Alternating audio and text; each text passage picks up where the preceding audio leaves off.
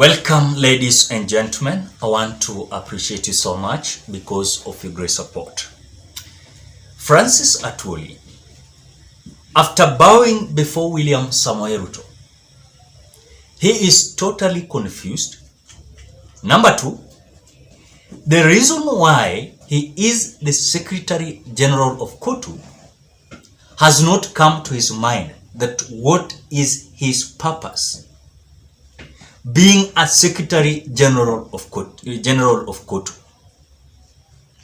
ATWOLI has come out to throw workers under the bus,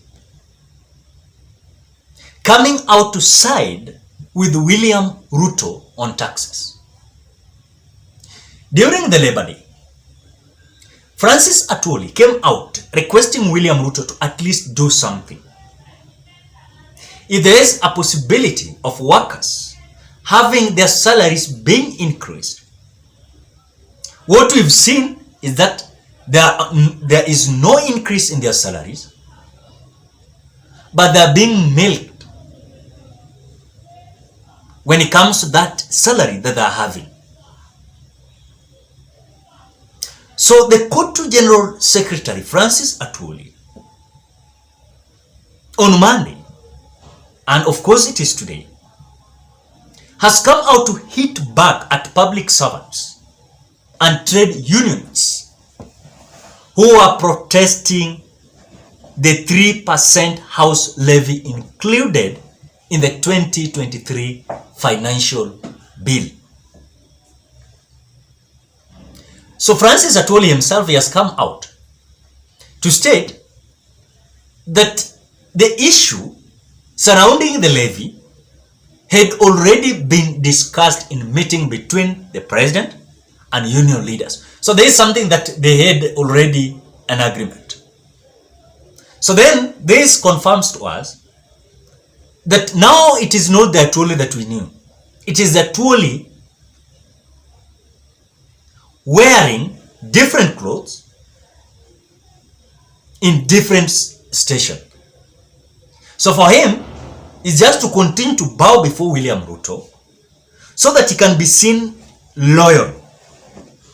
Even despite of workers complaining, if he will not continue to side with William Ruto, then there's a possibility ATWOLI is afraid of William Ruto might destroy his name and he might lose his seat. ATWOLI has come out to say this, that it is rather unfortunate that even after KOTU, Secretary General invited all union leaders and the President Kenya to have social dialogue on various issues including 3% housing fund levy, those who skipped the Labor Day celebration are now complaining about the resolution of the meeting. So it was absolutely a clear indication that before the Labor Day celebration or after celebration, in accordance to the request of ATWOLI, they had a crisis meeting trying to discuss about this issue of housing fund levy that has been seen having a 3% inclusion in this 2023 budget bill. So he has come out to complain that there were some people that never attended the after Labor Day celebration crisis meeting with William Samoei Ruto. And that is why they are coming out to complain. Then it is a clear indication that KOTU is dividing themselves. There is a team that is siding with Francis ATWOLI. There is a team that is feeling like ATWOLI is incompetence.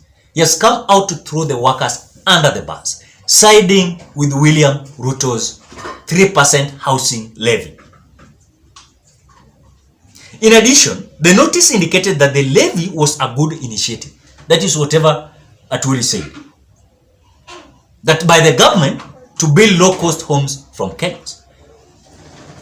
So, how can you now tell someone that does not need a house now to give a tax or a tax of 3% of housing levy. How are you going to convince that person? Because this is going to apply to all workers. So ATWOLI to come out to say that in fact, the government had already invested 5 billion as contribution to a housing fund to provide adequate housing for Kenyans. It is a clear indication ATWOLI is supporting William Ruto. Even if he's heading on a wrong direction, ATWOLI is there to support William Ruto. Now kupiga magoti, and to beg. And if he's not going to do that, ATWOLI believes that there is a possibility of this rogue team of William Ruto destroying his name. So he does not have powers, to side with workers, but to side with the government. So ATWOLI is starting to say that Article 43B of the Constitution instructs that every Kenyan has the right to accessible and adequate housing and to reasonable standards of sanitation. That is whatever ATWOLI has come out to say. That now the Constitution, Article 43 of the Constitution, instructs that the Kenyan government, Kenyans have the right to accessible and adequate housing to reasonable standards of sanitation. So this is the basis of Francis ATWOLI now saying that we have a right towards this 3% housing levy. And the notice has come out to reiterate that those who wanted to opt out of the program will be allowed to do so, receiving their savings with interest. These people are so confusing. Whatever they're thirsty of now is not alone that 3% of housing levy. It is just money. They're thirsty of money. And that is why taxes are left, right, center. Even they're taxing wigs. So this time around, women are not going to wear wigs. That is what we're being told. That if you're buying you're going to a salon, someone is watching you, so that as you buy, the taxes are already been included in the price that you're going to buy that wig. So the government of Kenya has made it clear that they have already invested 5 billion into the housing fund. And those contributing to the housing fund and later wish to withdraw their contribution will have access to their savings with interest. Ulisikia wapi? Is there any possibility and guarantee that that money will be there? Absolutely no. That for now wanakata hiyo tax. Now if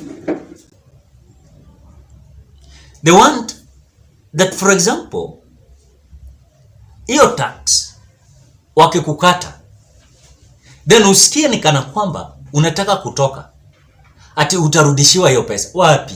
Serikali kurudishia pesa yako wapi? Where? Have we ever had anywhere someone is being given his money or her money easily by the government? Seriously.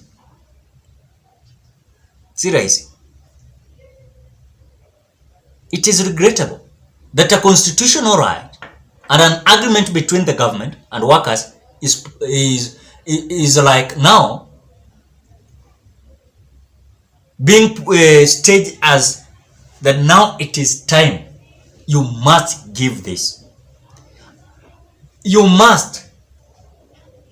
And in any case you will be willing to opt out, then the government is going to give. This is just a politics of Francis ATWOLI and William Ruto. I think it is high time that ATWOLI must come out to tell Kenyans he is either working for Kenyans or workers, or he is serving William Samoei Ruto. Because you cannot deduct 3% housing levy to someone yenye hata hiyo mshahara yake serikali ni ngumu kumlipa. Mutapata hiyo wapi? Leave alone the taxation when it comes to the housing levy. It also applies to different issues. You know, when it comes to land rates, when it comes to the commodities, ukienda kununua unga umelipa tax. Ukienda kununua sukari, ukienda kununua mafuta ya kupika, ukienda kununua sabuni, hivyo. And remember, as the taxation is high, the commodity prices is hiking. So kama sabuni ilikuwa 100, alafu tax iongezewa to 10 bob. You want to tell me hiyo sabuni bado itabaki 100? No. Itashoot hata 140. You know, because the business people also, they want to have something. And by having something, they must put a reasonable price for them to have something that they want in the commodity. So it is a clear indication that we are going to carry this heavy burden that Kenya Kwanza has come out to trying to expose to the people. So ladies and gentlemen, as I finalize, I want to say ATWOLI is, as we speak now, the seat that ATWOLI is holding is useless because he's not coming out to speak for the people and workers. Whatever he's doing, praising William Ruto, vile walilimwa wakati wa election, na kunyenyekea na kubow down before William Samoei Ruto. So I'm seriously sympathizing with Francis ATWOLI. As he continue to do so, workers are perishing. You know, nyinyi mnaona ni kama hiyo levy peke yake. Watu hawajaongezwa mshahara. Hata hiyo mshahara serikali kulipa peke yake ni shida. How will you cope up? Yet the Secretary General of KOTU is just there, dancing, dining, whining with the government, the same table. How will you convince them? And ATWOLI has come out singing the song of State House. Will you be able to change his mind? Nothing. So it is absolutely against the expectation of workers, as ATWOLI is facing a lot of challenge. Ladies and gentlemen, what are your thoughts? Drop your opinion at the comment section below. Otherwise, thank you so much. Bye bye till you meet on another video.